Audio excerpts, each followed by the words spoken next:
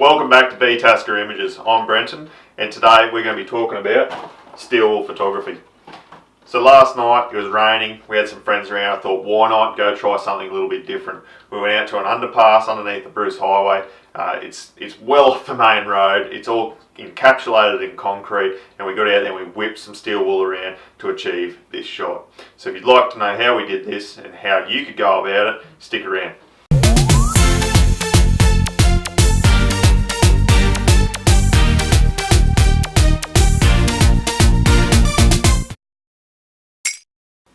Alright, first thing, let's talk about safety. You want to have a fire extinguisher because obviously you're throwing sparks around and things can catch on fire. It was raining for us, but we still had a means to be able to put out any spot fires that could have arced up. You need to have a torch. It is nighttime photography, so you want to be able to see what you're doing in between each exposure. Even though you're throwing sparks around, it doesn't actually illuminate the area enough for you to be able to see with the naked eye. A pair of gloves. So it is extremely hot, the whisk does get hot, it is on fire. So whoever's packing the steel wool, you either got to leave a big enough gap in between to be able to let the whisk cool down, but I really recommend taking a pair of gloves so no one gets burnt hands.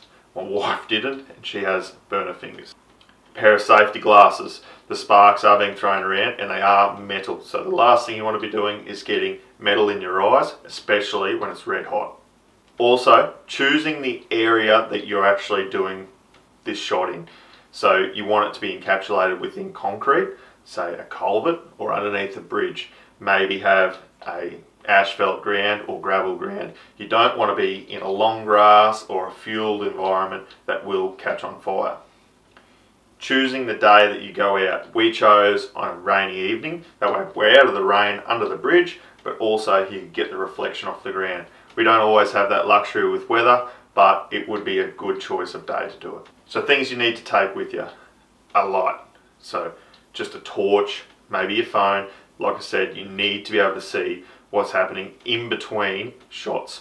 But also you use the light or the torch to light paint the area so you can shoot at the model, and that way you can bring the model into focus in the dark situations. The person whirling the steel wool wants to be wearing a hat, and the model wants to be wearing a hat or a hoodie, or maybe be under an umbrella, because you will have sparks and stuff landing in your hair. Nothing worse than getting your hair on fire. So some of the things you will need: a metal whisk, about 3 foot of rope, obviously steel wool. You can get these are just a Coles home brand. I'm pretty sure Coles is international. Maybe it's not, I'm going to have to Google it. There you go, Coles isn't international, it's only Australian owned. Over 800 stores though. But steel wool, obviously you can get it anywhere, it's global. You'll need a lighter or matches to be able to light the steel wool. So it's best to have 3 people.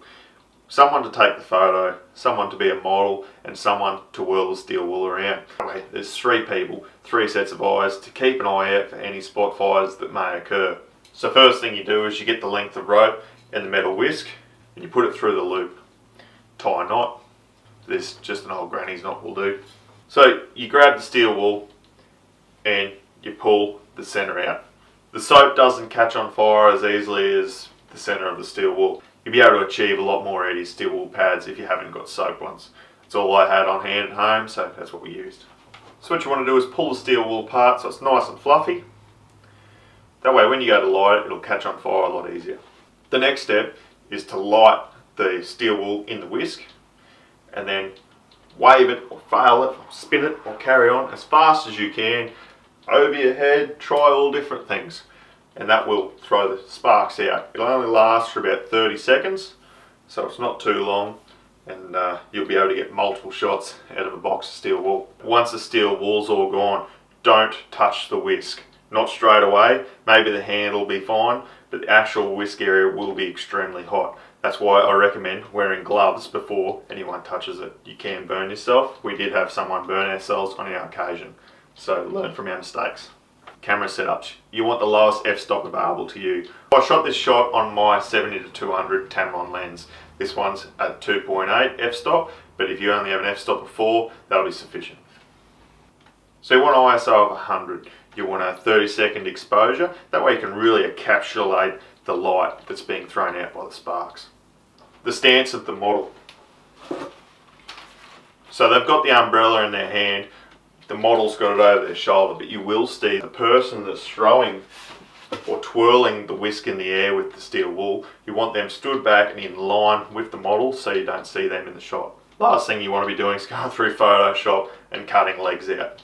So then just have fun. Whisk that whisk around in the air, throw it around, try different things, get some different patterns happening, and every time you do it, you'll just enjoy yourselves. Well, that's it for me today, guys. I really encourage everyone to give this a shot. Take your friends out, get some more people involved, and they might even take up photography if they have a great time. So remember to hit the like icon if you enjoyed this video. Subscribe if you want to. It'll put me up on your homepage, easy to find me next time, and it is free. If you hit the bell icon, that'll give you a notification every time I put out a new video. So thanks again. I hope you enjoyed. See ya.